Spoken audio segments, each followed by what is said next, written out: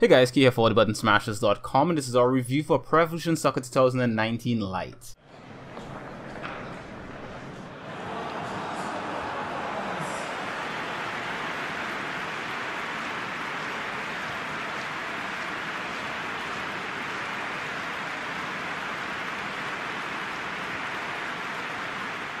Okay, before we begin, I'm answering the most asked questions that people tend to ask about this particular game. After that, we'll focus on the details about PES 2019 Lite. Also, it should be noted that this game has microtransactions, and as such, it's not appropriate for anyone that isn't an adult. So, how about those questions? Question 1 that we tend to get a lot is there career mode, Master League, etc. in this game? The answer is no. This game only has My Clubs and a limited exhibition mode found in the demo. Question 2. Is it free? Yes, this is free to download and play, but keep in mind it does have free-to-play elements. Question 3. What teams are in the exhibition mode? As it's the same as the demo, the teams are as followed: Barcelona, Schalke, Liverpool, Inter Milan, AC Milan, Monaco, Sao Paulo, Flamengo, Palmeiras, Colo-Colo, Argentina, and France.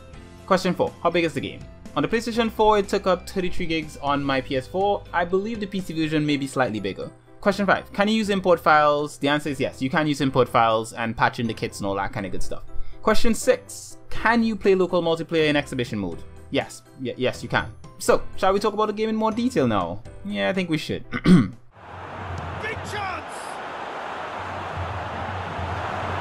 Another chance! He's delivered all right! Corinthians take the lead! Last year I praised Konami for having the kahunas to make My Club free to play. This year they followed that up with the launch of Pro Evolution Soccer 2019 Lite for the PC, PlayStation 4 and Xbox One. If you haven't seen my Pro Evolution Soccer 2019 review yet, then I urge you to check it out as soon as you finish watching this one. And don't worry, I'll include a reminder for you at the end. Jonas! Son Heung-min! It's there! And there's the goal they've been looking for. PES 2019 is a great game, but Konami botched the launch thanks to a lack of timely communication, leaving the Steam version sitting on a mostly negative rating for quite some time. It's currently rated mixed on Steam, and hopefully it will gain a mostly positive as the previous version of the game has, because I think the game is worth it. Again, let me reiterate, the reason for a majority of the negative reviews it received was the lack of proper communication concerning bugs, not that the game itself was bad. The publisher now has a second chance to win back players with this version of their flagship footy series. So how have they used this opportunity?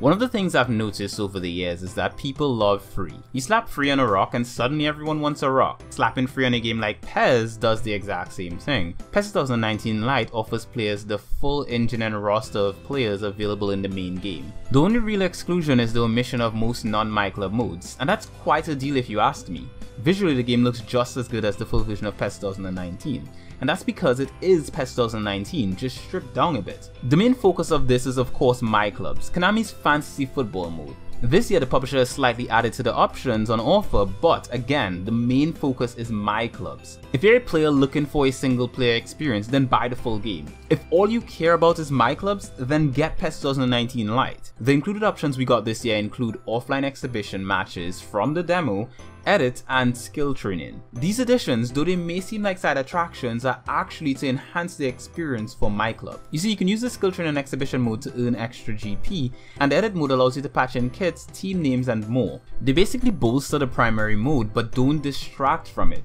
Once you leave these side dishes and jump into the main course, you'll gain access to that mode in its entirety. In My Clubs, you begin with a scrub team and attempt to build the best squad possible. When you begin, you choose your nation, manager, and a team kit. From there, you're given one lone player and a team filled with lower rated players. You must then acquire new players to build the team you want. Acquiring new players are done in one of two ways. Players can either be acquired from using agents or scouts. The agent system allows the player to use in-game currency called GP or paid currency called My Club coins for a chance to get players at random. The odds of getting each class of player is shown to you before you use the agent. After the odds are shown, a list of all the players acquirable by the agent is shown, and only then are you able to use the agent. Using between 1 and 3 scouts, you're able to narrow down the chances of getting the exact player you want. One scout is acquired after every match, or they can be acquired via the auction house using GP. The auction house is run by Konami, so you can't trade or sell scouts that you don't want to other players. Unwanted scouts can instead be exchanged for GP, but at a set rate based on their rank. Once a player is acquired, that player can be used in your team, turned into a trainer for other players, exchanged for GP, or traded. To trade players, you require 3 duplicates of the same player. Trades allow you to choose one player of the same grade as the player being traded. What this means is that if you were to trade 3 duplicates of one black ball player, you can choose any other black ball player to replace them. Players also have different versions, and these versions don't count as duplicates, which sucks when you're like me and have multiple different versions of the same player.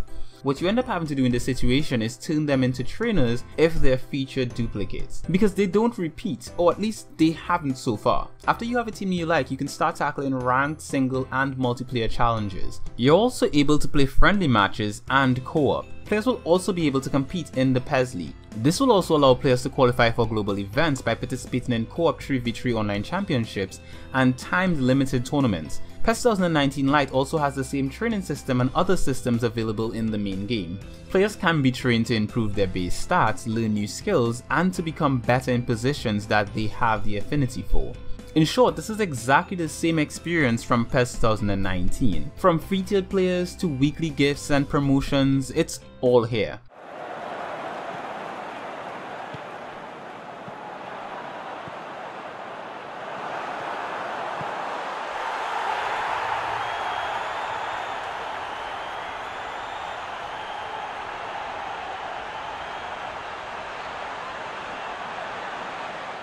So, with all that I've had to say so far about this game, here's my final verdict. Pro Evolution Soccer 2019 Lite is pretty much the same as what we got last year from Konami. What I mean by this is that it's a trimmed down version of the popular football franchise. It's not a game for players who are looking for a single player experience or the ability to play with their favorite teams. It's a game for people who want a multiplayer fantasy football experience wrapped in a solid football simulator. If you have a PlayStation 4, PC or Xbox One and want that type of experience, then download it. It's free. If not, and you'd prefer a more personal experience and access to a larger catalogue of teams and leagues, then consider the full version of Pro Evolution Soccer 2019. You can find more details on the game in our Pro Evolution Soccer 2019 review, and if you'd like to see more coverage about Pro Evolution Soccer throughout the year, then I suggest checking out my personal channel, 868LP Guardian. Thank you very much for watching our review of Pro Evolution Soccer 2019 Lite. If you enjoyed this review, make sure to leave us a like and a comment in the comment section below to let us know what you think about the game. And if you'd like to see more content like this from us, make sure to like, subscribe and hit that bell icon so you'll always know when we put up new content.